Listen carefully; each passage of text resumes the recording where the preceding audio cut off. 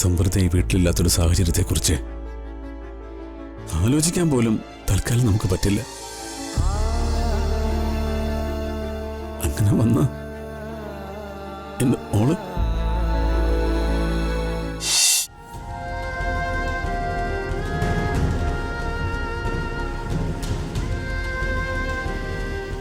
അങ്ങനൊരു ദിവസം വന്നാ അത് എത്ര നന്നായിരിക്കും. മരിച്ചുപോയെന്ന് എല്ലാവരും വിശ്വസിക്കുന്ന അർച്ചനയെടുത്തി ഒരു ദിവസം ഈ വീട്ടിലേക്ക് തിരിച്ചു വന്നാ അന്നിവിടെ ഉത്സവമായിരിക്കും, അല്ല ഏണ്ടി? പക്ഷെ അങ്ങനെയൊന്നും സംഭവിക്കാൻ പോകുന്നില്ല. മരിച്ചുപോയവരിനി എങ്ങനെ തിരിച്ചു വരാനാ?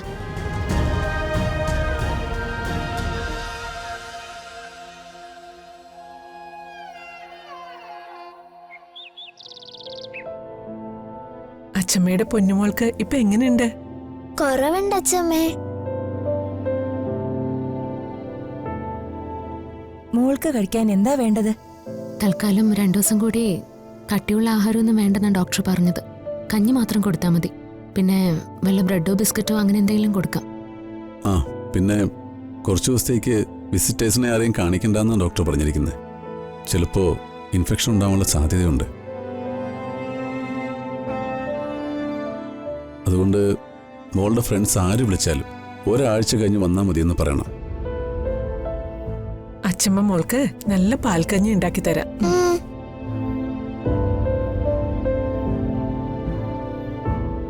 അധിക നേരം മോളിങ്ങനെ ഇരിക്കണ്ട. മോളെ മുറിയിൽ കൊണ്ടുപോയി കിടത്ത്. വാ മോളെ, അമ്മ കൊണ്ടുപോയി കിടത്താം.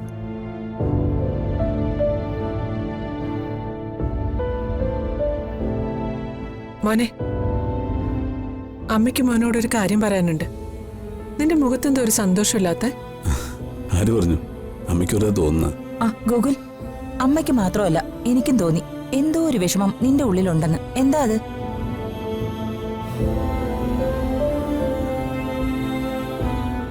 ഞങ്ങളോട് പറയാൻ പറ്റാത്ത എന്തെങ്കിലും കാര്യമുണ്ടോ?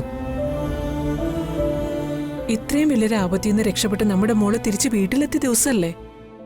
എന്നിട്ടും നിന്റെ മുഖത്ത് മാത്രം ഇങ്ങനെ വിഷമം കാണുമെങ്കിൽ കാര്യമായിട്ട് എന്തോ ഉണ്ട്. എന്താടാ മോനെ? അമ്മേ, പഴയതുപോലല്ല ഇനി ഗൗരിമോളുടെ മുന്നോട്ടുള്ള ജീവിതം. നമ്മൾ വളരെ സൂക്ഷിക്കണം. അവളുടെ ജീവിത രീതികൾക്കും ചിട്ടകൾക്കും ഒക്കെ അനുസരിച്ച് നമ്മൾ മാറണം. എനിക്കൊന്നും മനസ്സിലാവുന്നില്ല. നീ നേരെ ചൊവ്വേ കാര്യം പറ.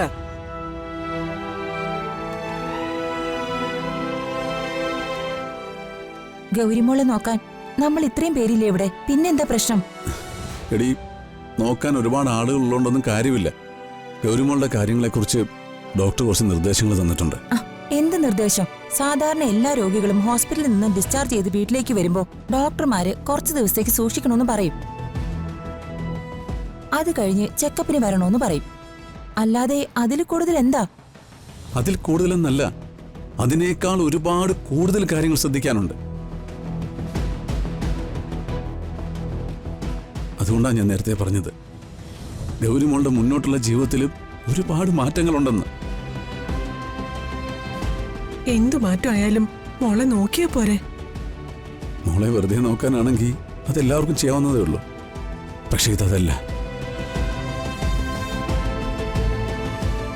മനസ്സിന് വിഷമം തോന്നുന്ന ഒരു കാര്യങ്ങളും അവൾ അറിയാനോ അവളോട് പറയാനോ പാടില്ല. ഡോക്ടർ അത് പ്രത്യേകം പറഞ്ഞിട്ടുണ്ട്. അതിന് വിഷമിക്കുന്ന കാര്യങ്ങളൊക്കെ അവളോട് ആര് പറയാൻ പോന്നു? അല്ലെങ്കിൽ തന്നെ മോളോട് സങ്കടമുള്ള കാര്യങ്ങളൊക്കെ എന്തിനാ നമ്മൾ പറയുന്നേ? ഇനി ഒരു ഷോക്ക് കൂടെ ഉണ്ടായ ഈ അസുഖം വീണ്ടും വരാനുള്ള സാധ്യതയുണ്ട്. എന്റെ ദൈവമേ, അങ്ങനെ സംഭവിച്ച പിന്നെ നമ്മുടെ മോളെ നമുക്ക് തിരിച്ചു കിട്ടിയെന്ന് വരില്ല. ഈശ്വര, ഏത് നിമിഷവും ഗൗരിമോള് കൂടെ വേണമെന്ന് ആഗ്രഹിക്കുന്നത് സമ്പ്രദയ. അബോധാവസ്ഥയിൽ പോലും അവൾ അന്വേഷിച്ചത് അവളുടെ അമ്മയെ മാത്രമാ. സമ്പ്രദയുടെ കയ്യില അവളുടെ എല്ലാ കാര്യങ്ങളും. സമ്പ്രദ ഈ വീട്ടിലില്ലാത്തൊരു സാഹചര്യത്തെക്കുറിച്ച് ആലോചിക്കാൻ പോലും തൽക്കാലം നമുക്ക് പറ്റില്ല. അങ്ങനെ വന്ന ഓള്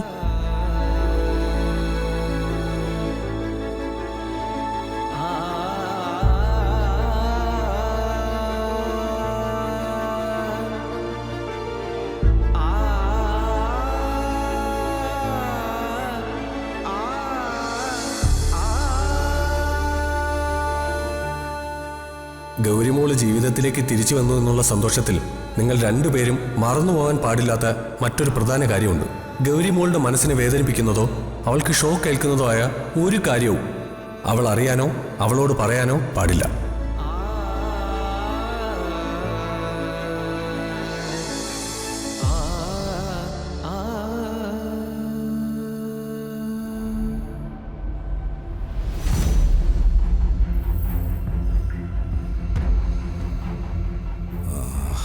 എടാ സുഗതം മേനോനെ,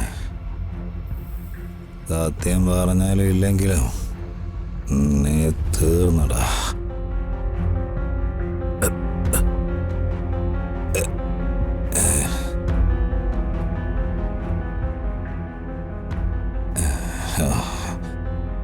ഏത് കുപ്പിന്ന് ഇറങ്ങുന്ന ഭൂതാടാ നീ, വെറുതെ മനുഷ്യനെ മെനക്കെടുത്താൻ.